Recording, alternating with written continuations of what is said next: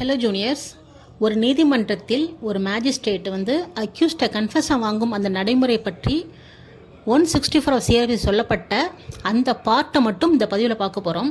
அதாவது ஒரு magistrate அக்யூஸ்டை confession வாங்குறதுக்கு முன்னாடி சில விஷயங்களை எக்ஸ்பிளைன் பண்ணி சொல்லணும். அது என்னன்னு கேட்டிங்கன்னா, அந்த அக்யூஸ்டை நீங்கள் கன்ஃபெஷன் கொடுக்க வேண்டிய கடமைப்பட்டவர் அல்ல. அவ்வாறு கொடுத்தால் அந்த கன்ஃபெஷன் உங்களுக்கு எதிராக பயன்படுத்தப்படலாம் என்று அவங்கள்ட்ட விளக்கி சொல்லி, அதையும் மீறி அவங்க அந்த வாலண்ட்ரியாக அந்த கன்ஃபெஷன் கொடுக்குறாங்க என்பதை அந்த மேஜிஸ்ட்ரேட் நம்புவதற்கு காரணம் இருந்தால் மட்டும்தான் அந்த கன்ஃபெஷனை ரெக்கார்ட் பண்ணணும். அதர்வைஸ் பண்ணக்கூடாது. இது ஒரு பாயிண்ட். ஒரு வேளை அந்த அக்யூஸ்ட் இந்த மேஜிஸ்ட்ரேட் விலக்கி கூறிய பின்னர் எனக்கு கன்ஃபெஷன் கொடுக்க வில்லிங் கிடையாது,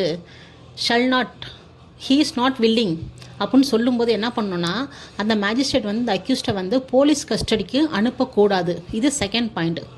தேர்ட் ஒன்று பார்த்தீங்கன்னா, அந்த கன்ஃபெஷன் சப்போஸ் அவர் வில்லிங்காக கொடுக்கும் பட்சத்தில் எப்படி பதிவு பண்ணுறதுன்னு பற்றி சொல்லியிருக்காங்க.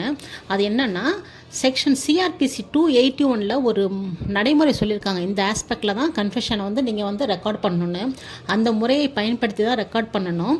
செகண்ட் என்னென்னா, அவ்வாறு ரெக்கார்ட் பண்ண அந்த கன்ஃபெஷனில் அக்யூஸ்டை கண்டிப்பாக சைன் வாங்கி ஆகணும்.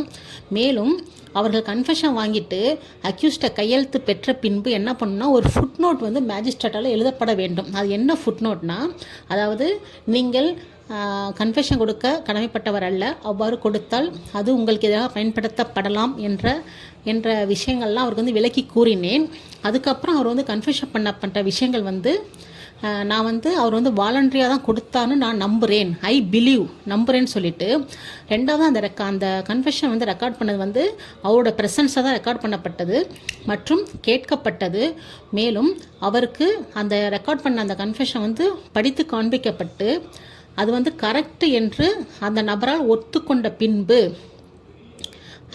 ஜட்ஜி அதில் கையெழுத்து போடணும். இதுதான் இந்த ஒரு மேஜிஸ்ட்ரேட் அக்யூஸ்டை கன்ஃபெஷன் வாங்கி அதை பதிவு செய்யும் முறை. இதே தான் சேமாக பிஎன்எஸ்எஸில் 183லையும் சொல்லியிருக்காங்க. எந்த ஒரு மாறுபாடும் கிடையாது. ரைட்டில் ரீட் பண்ணினா உங்களுக்கு இது புரியும். இது second part. General points first பார்ட்டில் பார்த்தோம். இப்போ செகண்ட் பார்ட்டில் கன்ஃபெஷன் அக்யூஸ்டை வாங்குகிற அந்த முறையை மட்டும் பார்த்துருக்கோம். தேர்டு பார்ட்டில் விக்டிம் ஆர் விட்னஸ்ட்டை ஸ்டேட்மெண்ட் வாங்குகிற முறையை பற்றி பார்ப்போம். So wait and see. Thank you.